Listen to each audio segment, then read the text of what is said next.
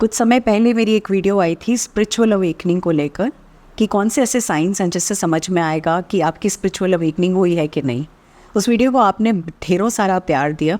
I think more than 10 lakh लोगों ने उसको देखा और बहुत सारे कमेंट्स आए और बहुत से क्वेश्चन भी आए कि मैम अगर हम इस पाथ पे आना चाहते हैं तो क्या ये पाथ बहुत सुनहरा पाथ है, मतलब ऐसे लगता है सब्ज़ बाग चारों तरफ है।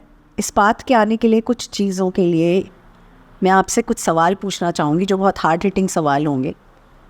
आप इन सवालों का जवाब दीजिएगा, उसके बाद हम आगे बात करते हैं।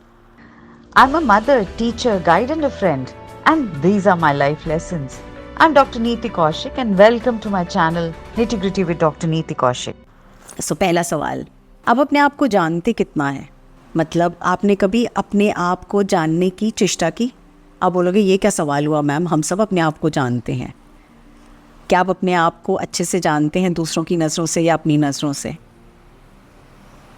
झांका है अपने अंदर? दूसरा सवाल, आप अपनी ज़िंदगी को अपने मन मुताबिक जी रहे हैं या दूसरों के मन मुताबिक जी रहे हैं? आपके पेरेंट्स, आपका परिवार, आपकी फैमिली, आपके बच्चे, आपके नियर एंड डियर वंस, आपके बॉसेस, आपके कज़न्स, आपके रिश्तेदार।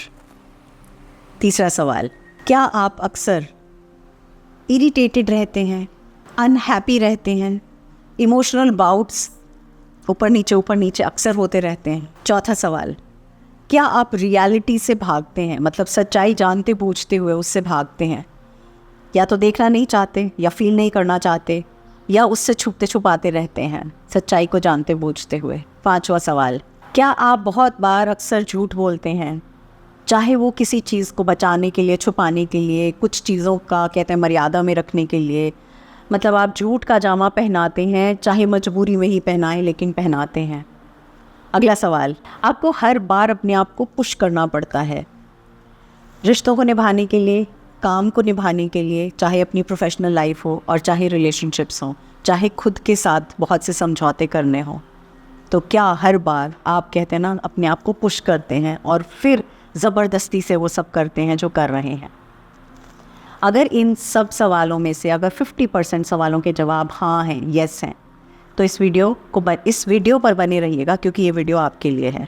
और अगर 50% से सवालों के आंसर में आपका आंसर है ना, बिल्कुल नहीं, तो आप ये वीडियो यहीं छोड़ दीजिए और आप कोई और वीडियो जाके वॉच कर लीजिए, क्योंकि इसमें जो मैं बात करने वाली हूँ it's a shake up for you.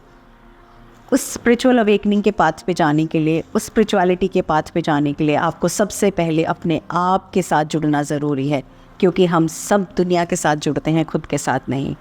तो सबसे पहली चीज़ आपको अपने आप से एक सवाल करना है, क्या आप अपने बेस्ट फ्रेंड हैं या आप अपने बेस्ट क्रिटिक हैं? अब आप बोलोगे क्रिटिक मतलब जब भी आप उठते बैठते हैं आप अपने अंदर खामियां और गलतियां ढूंढते रहते हैं, या आप अपने वो बेस्ट फ्रेंड हैं जहां खामियां गलतियां हो भी जाएं उसके बावजूद आप अपने आप को मोटिवेट करते हैं ये कहकर इससे ये लर्न किया, ये लेसन लर्न हुआ, चल आगे चल।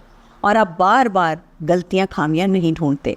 अब वो चाहे आपका फिजिकल अपीयरेंस हो, चाहे आपका काम हो, चाहे आपकी कोई भी परिस्थिति हो, जब आप गलतियां खामियां ढूंढते रहेंगे आपको अपने अंदर सिवाय खामियों के कुछ नहीं दिखेगा। ऐसे में करना क्या है, आपको अपने आप को पूर्ण तरह से, संपूर्ण तरह से अपने आप को एक्सेप्ट करना है।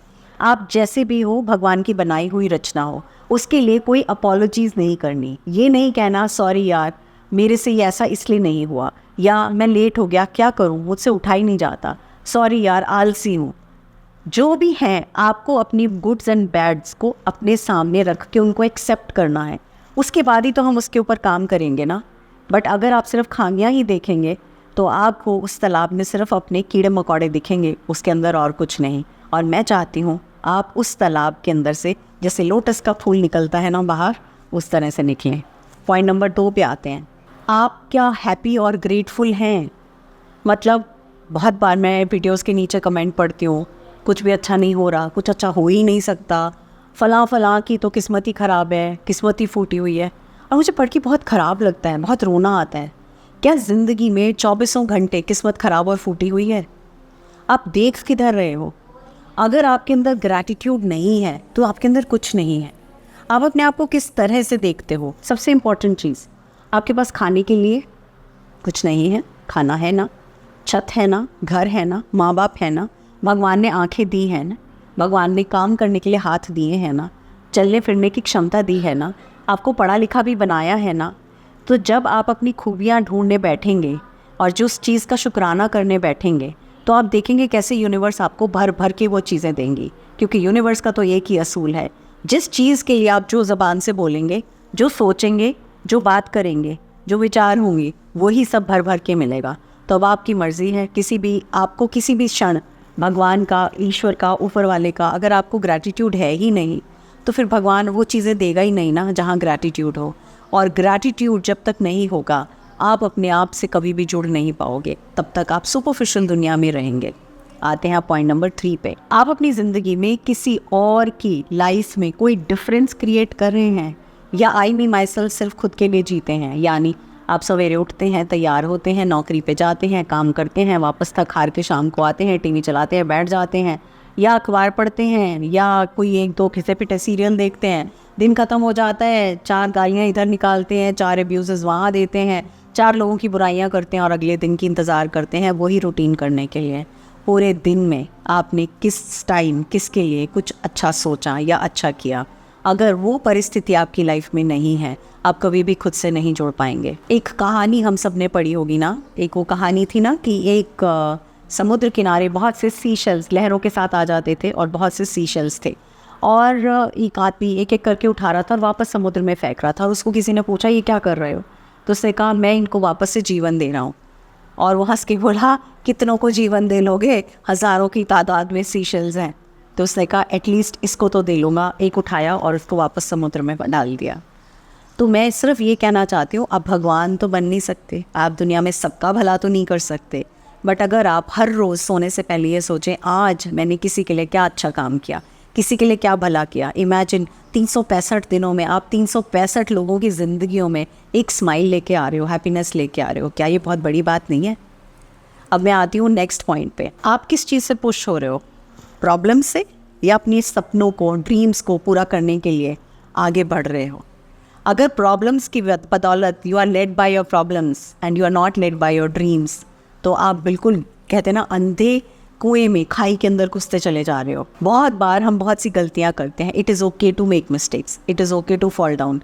हमें क्या लगता है कि नहीं, ये क्यों करूँ, गलती होगी, अरे छोड़ो ना, अगर गलत कर दिया तो मजाक बनेगा, लोग क्या कहेंगे। अक्सर हम सवाल हाथ खड़ा करके सवाल ही नहीं पूछते, क्योंकि लगता है हमारे सवालों पे कोई हंस दिया तो क्या होगा।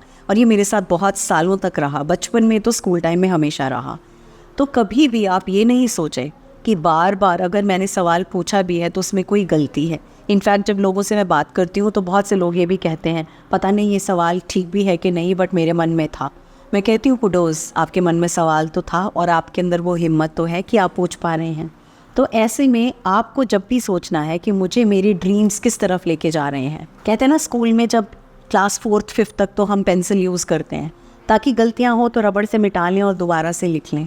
तो हम पेन इंट्रोड्यूस कब करते हैं? 5वीं कक्षा के बाद या 6ठी कक्षा के बाद। उसका कारण क्या होता है कि आप बचपन में, यानी आप जब किसी की शुरुआत कर रहे हैं, आप कुछ नया सीख रहे हैं, कुछ नया कर रहे हैं, तो गलतियाँ होंगी, लाजमी है गलतियाँ होनी, बट दैट डजंट मीन कि आप उन गलतियों से भागते फिरें, नहीं ना।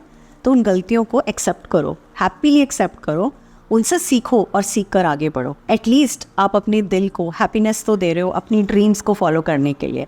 रादर बैठे बैठे ग्रजेस, काश या आस के भरोसे, काश ऐसा हुआ होता, काश ऐसा हुआ होता, ये ऐसा ना हुआ होता तो बहुत अच्छा होता। तो जब भी हमारी आहा और काश और आस रह जाती है तो हम जिंदगी पूरी उस आहा में ही बिता देते हैं। तो उसकी जगह वो इंग्लिश के आहा मोमेंट्स के लिए आपको अपने ड्रीम्स को आगे धक्का मारना होगा। अब मैं आती हूँ नेक्स्ट पॉइंट पे, और वो है लास्ट पॉइंट। आप अपने बेस्ट वर्जन की तरफ बढ़ रहे हैं, या आप एक मुखौटा लगाए हैं। हर रोज़ अनेकों मुखौटे लगाते हैं, मतलब मास्क लगाते हैं। अब तो कोरोना नहीं है जो ये वाला मास्क हो, अब तो अलग अलग मास्क हैं। जब भी आप मास्क लगा के कुछ और बनने की चेष्टा करेंगे, या दिखाने की चेष्टा करेंगे, या प्रिटेंड करने की चेष्टा करेंगे, वो आपको बहुत थकान देगा। क्योंकि आप जब भी किसी और रोल में होते हैं, मतलब आप जिस तरह के इंसान हैं उसकी बदौलत जब आप किसी दूसरे रोल में होते हैं तो वो रोल बेसिकली आपको थका देता है, क्योंकि ना कंसिस्टेंसी नहीं होती, आप बहुत देर तक उस रोल में नहीं रह सकते, हम कोई भी नहीं रह सकता। और जब जब आप किसी और कहते हैं ना जूतों में पैर रख कर चलने की कोशिश करोगे तो वो जूता क्योंकि आपका नहीं है, किसी और का जूता है, तो आपको तंग करेगा ही करेगा। अब मैं ये नहीं कहूँगी कि मंदिर से या गुरुद्वारे से या कहीं से हम जूता उठा लाएं और लेकर चलते बने, नहीं, मैं उसकी बात नहीं कर रही हूँ। मैं आपको कह रही हूँ वो रोल निभाने की कोशिश करो जो आप जिसमें कंफर्टेबल ही नहीं हो, फिर आप कैसे अपने आप को पहचानोगे ना। इसलिए बहुत ज़रूरी है कि आपको कंसिस्टेंटली अपने आप को इम्प्रूव करना। आज के ये सारे के सारे पाँचों के पाँचों पॉइंट्स ने आपके अंदर एक बत्ती तो जलाई होगी, वो बत्ती जो आपको ये कह रही होगी, हाँ मैं ऐसा हूँ, या मैं हाँ ऐसा बनना चाहता हूँ, या ऐसा करने से मेरी लाइफ में डेफिनेटली कुछ चेंज आएगा। तो इसलिए हर रोज़ अपने आप को बेटर करने में लगो, हर रोज़ अपने आप को पहचानो।